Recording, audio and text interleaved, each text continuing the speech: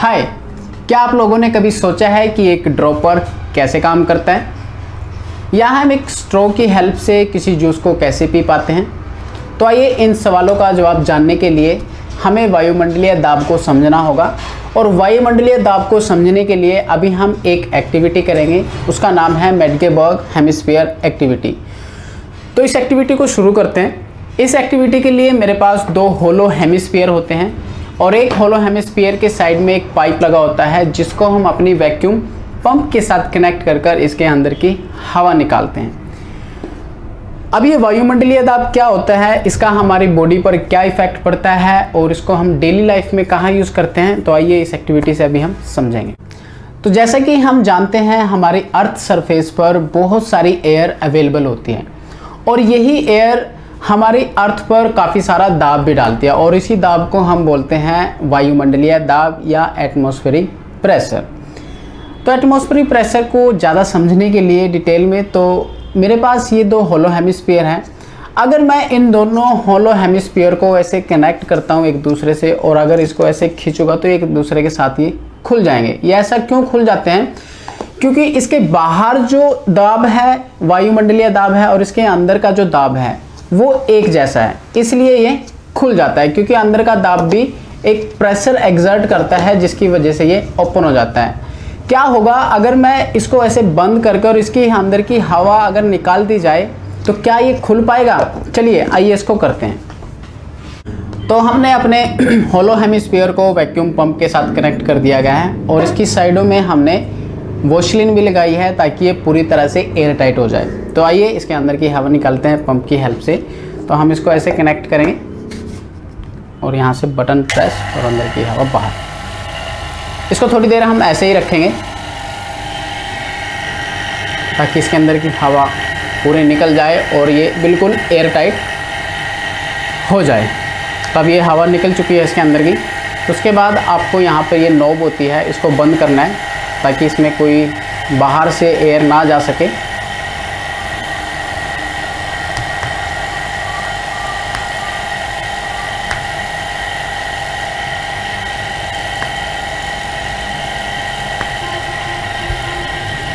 और इसको निकाल देंगे।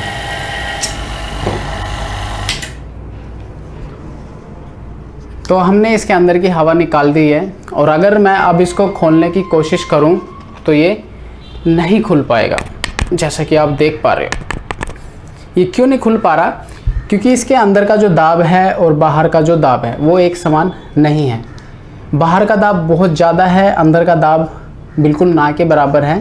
तो बाहर का दाब जो एयर प्रेशर है बाहर वो अंदर जाने की कोशिश करता है और ये इसके सरफेस पर इतना ज़्यादा प्रेशर लगाता है कि इसको खुलने नहीं देता।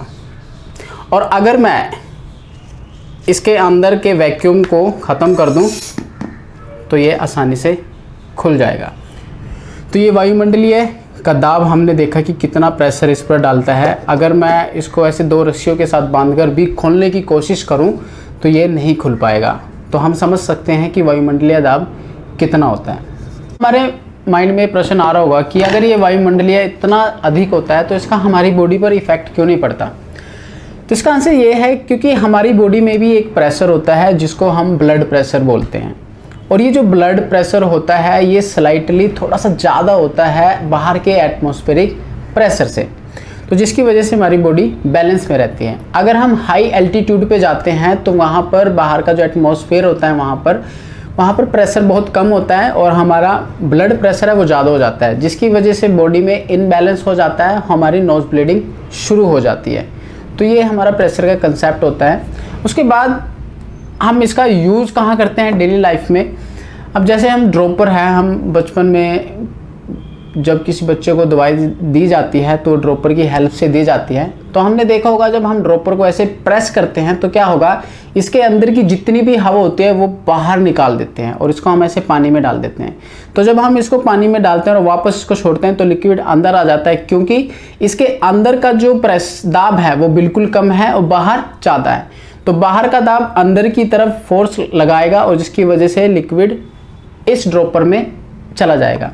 यही कंसेप्ट हमारा स्ट्रॉ में भी अप्लाई होता है। स्ट्रॉ में जब हम हवा को ऐसे शक करते हैं तो इसके अंदर की हवा बाहर निकल जाती है, जिसकी वजह से इसमें भी लो प्रेशर बन जाता है और बाहर प्रेशर ज़्यादा होता है। और हम जानते हैं कि जो प्रेशर होता है वो हाई प्रेशर से लो प्रेशर की तरफ जाता है, जिसकी वजह से हम जूस पी पाते हैं। तो अभी हमने समझा वायुमंडलीय दाब के बारे में। आई होप कि आप लोगों को ये एक्सपेरिमेंट अच्छा भी लगा होगा और समझ में भी आया होगा कि हम वायुमंडलीय दाब का कहाँ यूज़ करते हैं, हमारी बॉडी पर इसका क्या इफेक्ट पड़ता है।